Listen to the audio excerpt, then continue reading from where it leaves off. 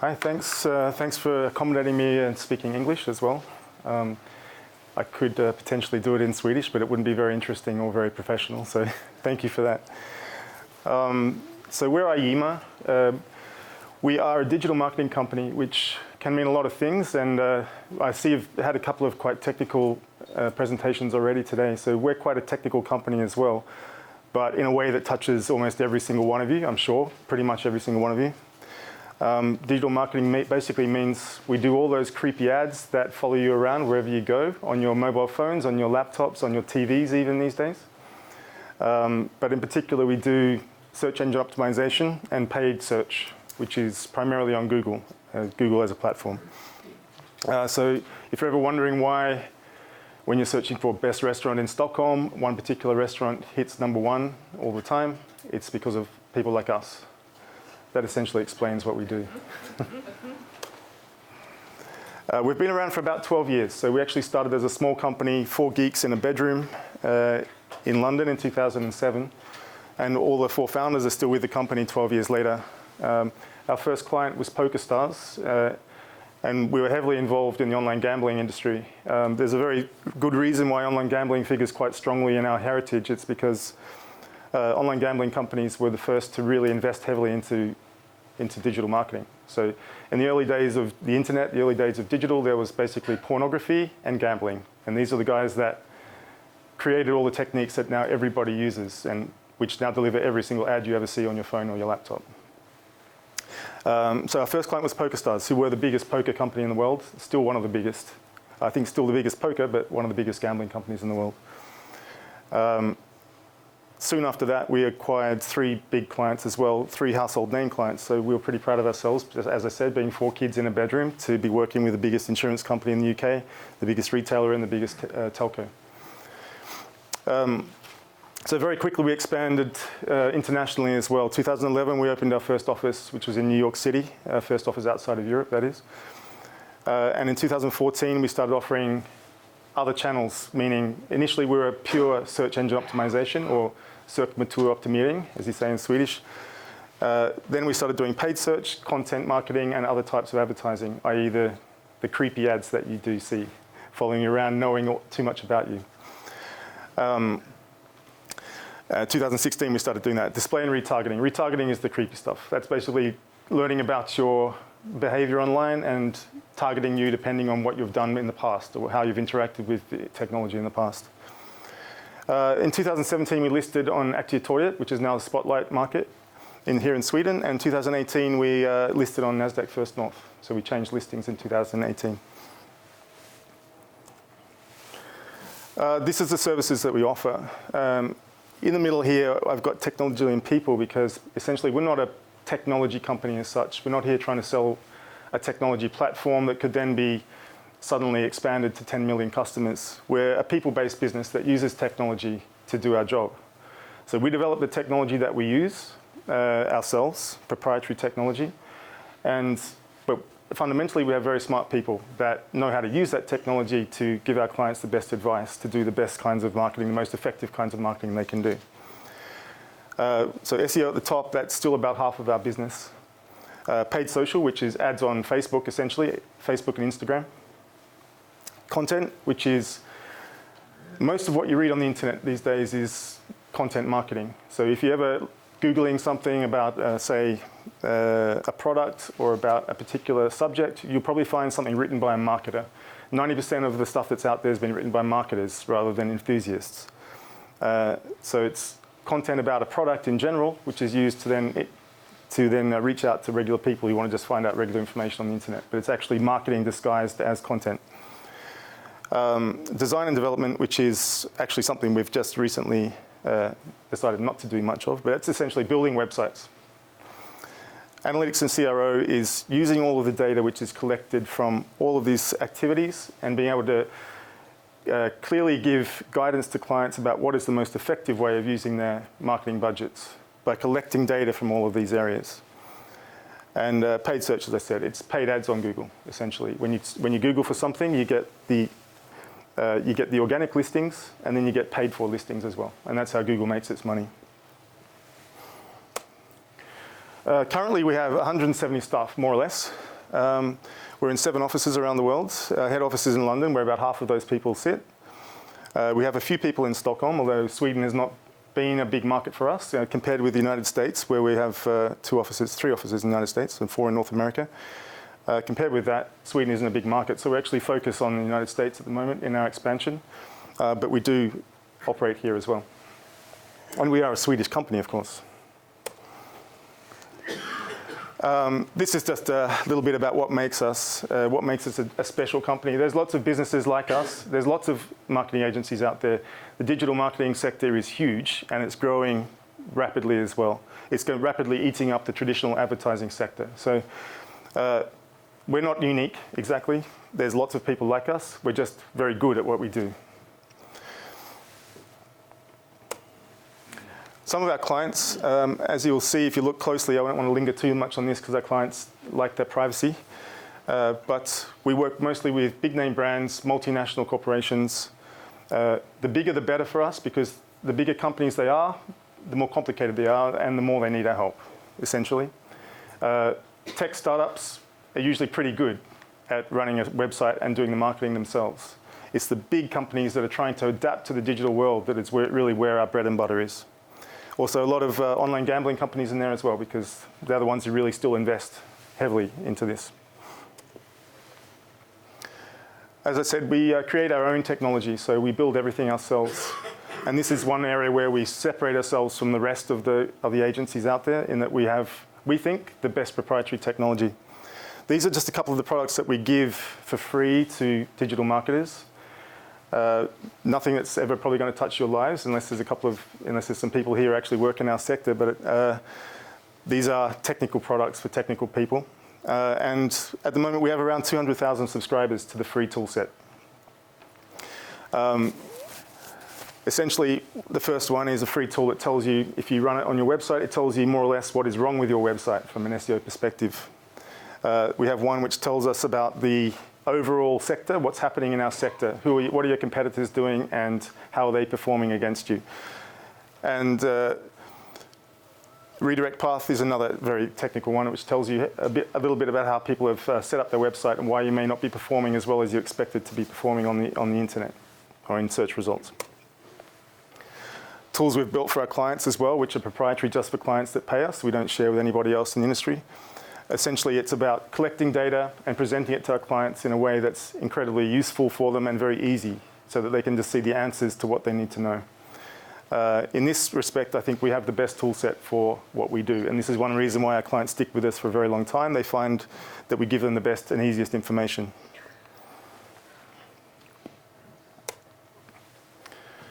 Ayima Intelligence is a technical platform which combines all of these different data sets that we collect from different activities and allows us to combine them and use tools like machine learning tools, etc., to give us extra insight, or to give us a strategy perhaps of guiding a client in the right direction. Part of what we do, as I said, is based on people. We have a lot of very smart people. But we also use tools like this that give our people the intelligence to back up their decisions, or to give them the ideas that they can then present to clients. And this is one of those things.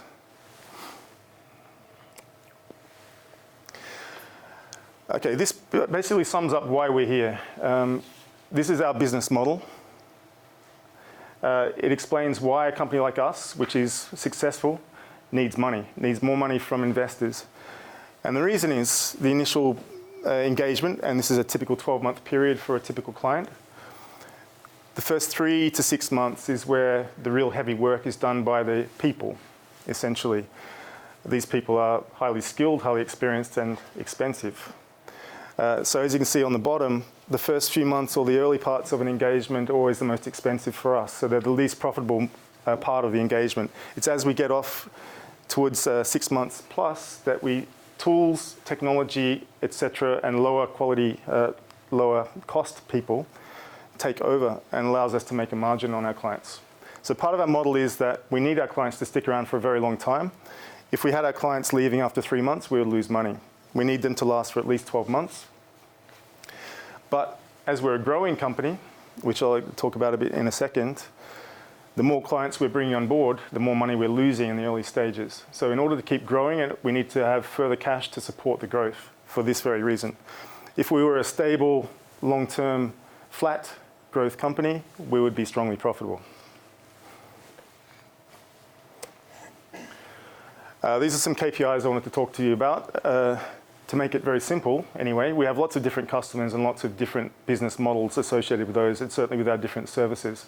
But fundamentally, we have about 100 clients globally. It's grown quite a lot in the last couple of years, as the company has grown quite a lot.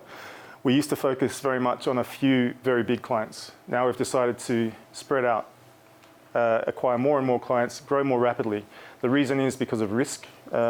In our business, sometimes in the advertising business in general, sometimes a very big client with a very big account might decide just to change because their friend decided to pitch for the business instead of something else. So from time to time we lose a client, and the more clients we have and the bigger we are as a business, the less risk we take.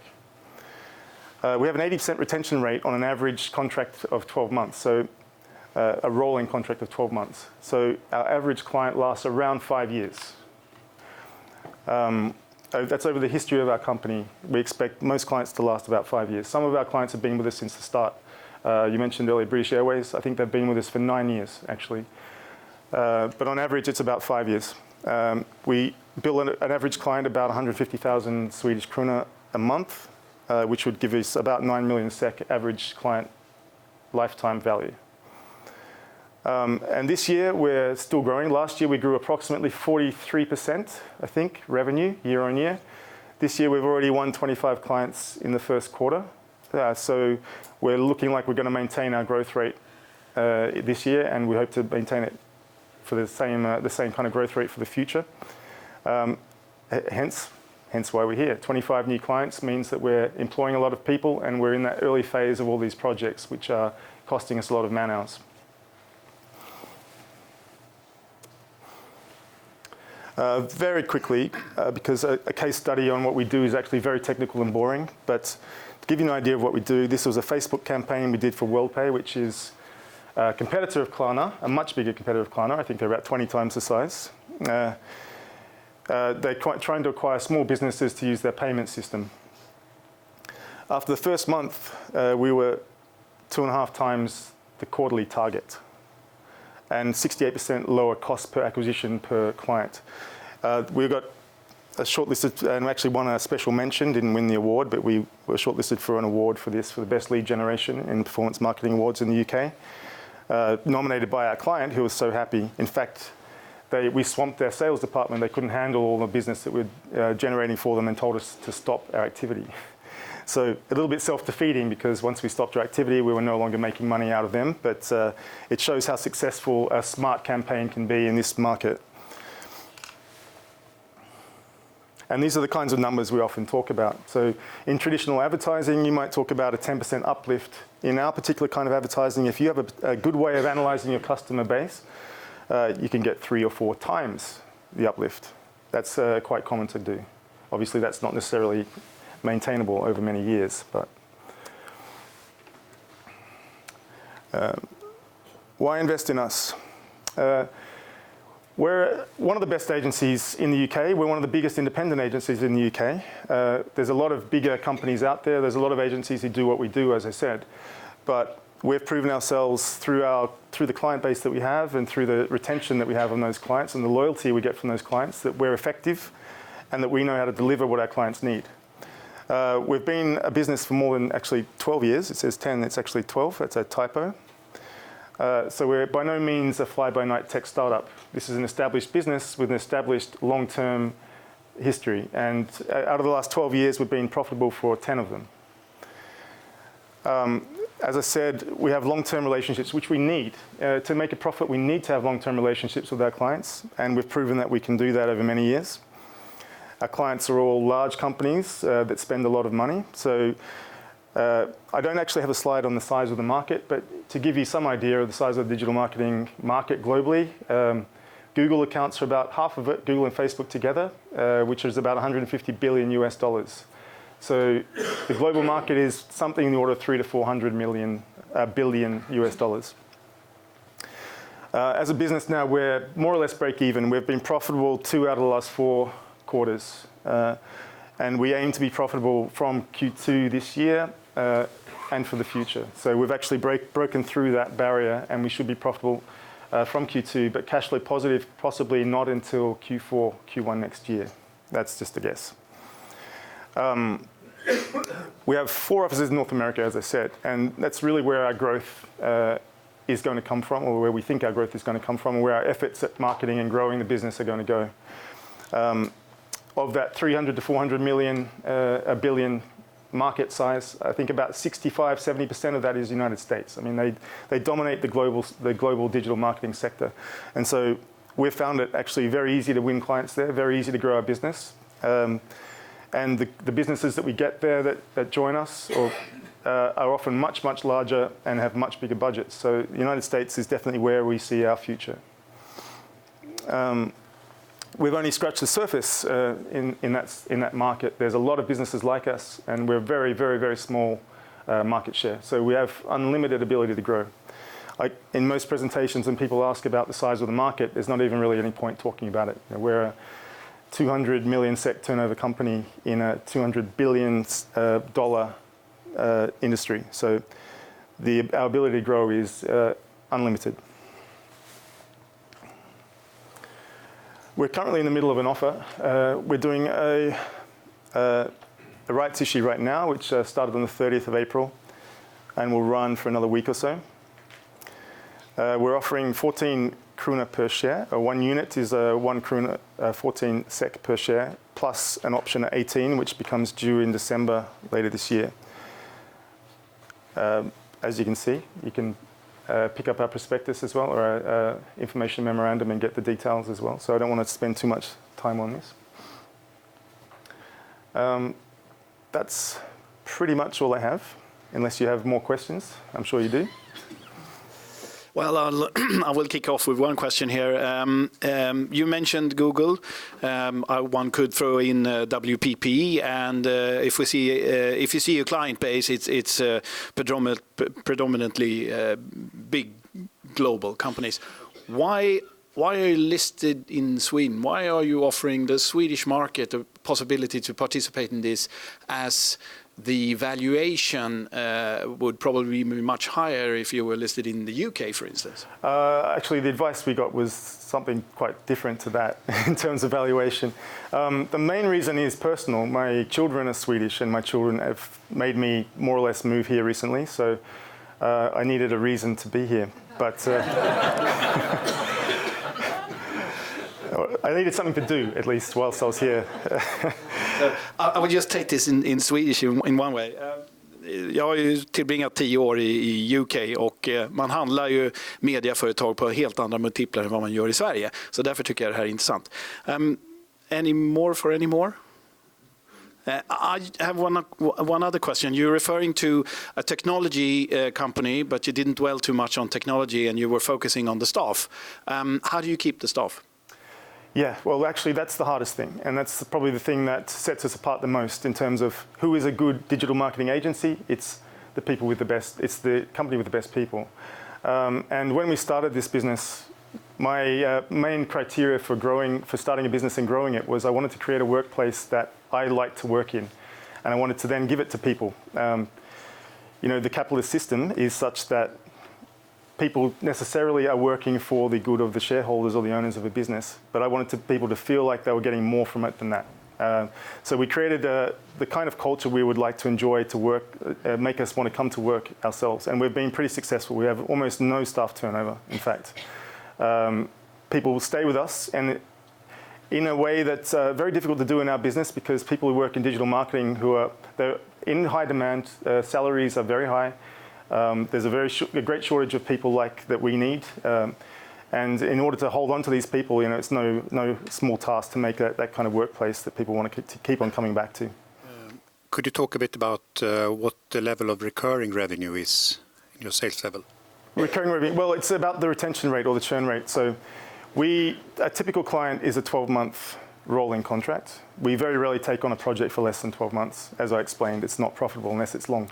But we keep 80% of those year after year. So average client length is about 5 years. Could I then ask you, in North America, what differentiate you from the competitors, and why are you gaining share? Or Why are we getting share? Gaining sales? Yeah, it's because of the lack of talent. As I said, it's very hard to find talented people in our sector. We've got a few very, very good people in the United States, and they're well respected in the industry, and they're able to win these big clients just based on their knowledge. When we go to pitch, we're often up against the WPPs of the world, the big global marketing groups, because we're usually pitching for those kinds of clients. We have to dazzle them with our knowledge and ability, because we can't dazzle them with our flashy cars and our flashy offices. So it's all about the people. Do you see any problems with Brexit for your staff and for your activities? Yeah, it's hard to say. Directly, Brexit shouldn't impact us. We have a British company that serves British clients. We have North American businesses that serves North American clients. We don't have too much activity across borders in Europe, but Brexit in general has created a feeling of lack of business confidence, I suppose. And our clients, the ones who are with the money, they're the ones who are nervous. They're the ones who are being impacted by this, and us indirectly. So we do have a lot of European staff members who are working cross borders, but we don't see that as being a big problem. We know eventually we'll be able to sponsor their visas if that's the case, or whatever. We don't know. That's the problem. The unknown is the big problem with Brexit, unfortunately. Okay, so with that, I think we'll give Michael a round. Thank you.